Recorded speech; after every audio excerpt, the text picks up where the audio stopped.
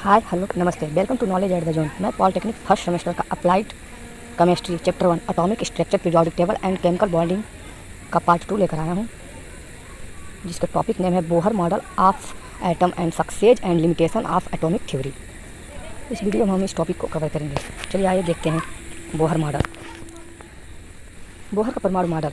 सन 1913 ईस्वी में नील बोहर ने रदरफोर्ड के परमाणु मॉडल की कमियों को दूर करके प्लैंक के क्वांटम सिद्धांत के आधार पर निम्नलिखित मॉडल प्रस्तुत किया।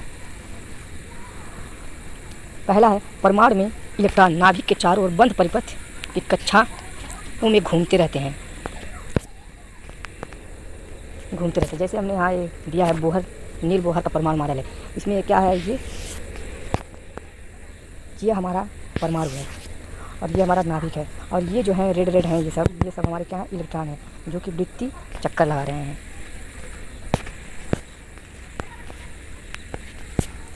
दूसरा है, नाभिक के चारों ओर इलेक्ट्रॉन उन्हीं कक्षाओं में घूमते हैं जिनमें उनका कोणीय संवेग NH/2 पाई का पूर्ण गुणित होता है।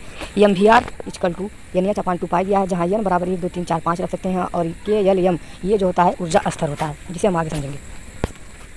तीसरा, प्रत्येक कक्षा की एक निश्चित ऊर्जा स्तर होती है। जैसे अभी हमने दिखाया है, ऊर्जा स्तर का मतलब KLMN यहाँ पर है। ये जो हमारा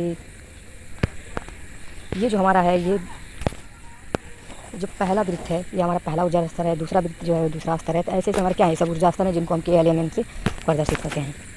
तो उसी में क्या होता है, इलेक्ट्रॉन चक्कर लगाता है। चौथा है, जब तक इलेक्ट्रॉन अपनी अस्थायी कक्षाओं में घूमता रहता है तब तक वह ऊर्जा का उत्सर्जन या अवशोषण नहीं करता। यानी जब इलेक्ट्रॉन वृत्तीय पथ में घूमता रहता है तो ना ही वह ऊर्जा को अवशोषण करता है और ना ही ऊर्जा प्रदान करता है। पाँचवा है, जब कोई इलेक्ट्रॉन एक अस्थायी कक्षा से दूसरी अस्थायी कक्षा में घूमता है तो दोनों कक्षाओं की ऊर्जा का अंतर उत्सर्जित या अवशोषित होती है। यानी जब वो एक ऊर्जा स्तर से दूसरे ऊर्जा स्तर में जाएगा तो या तो उसका ऊर्जा का उत्सर्जन होगा या तो अवशोषण होगा, जिसको हम डेल्टा E = E2 - E1 से प्रदर्शित करते हैं। छठवां है, जब परमाणु अपनी अस्थायी कक्षा में घूमता है तो इसे उस अध्य अवस्था कहते हैं, और जब वह दूसरी कक्षा में कूद जाता है तो इस अवस्था को उत्तेजित अवस्था कहते हैं।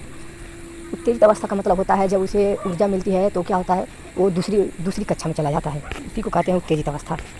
जैसे कि हमने यहाँ दिखाया है, ये हम KLMN ये क्या है, हमारा ऊर्जा स्तर है, और n बराबर पहला कक्षा, n2 बराबर दूसरा कक्षा, और n3 बराबर तीसरा कक्षा, n4 बराबर चौथा कक्षा, और ये बीच में हमारा जो है ये नाभिक है, और परमाणु की अस्थायी कक्षा ऊर्जा स्तर, इसी को हम KLMN से प्रदर्शित करते हैं, जहाँ n बराबर 1 2 3 4 5 हो सकता है। Thanks for watching my video. मिलते हैं इसके नेक्स्ट पार्ट में, तब तक के लिए बाय बाय, टाटा।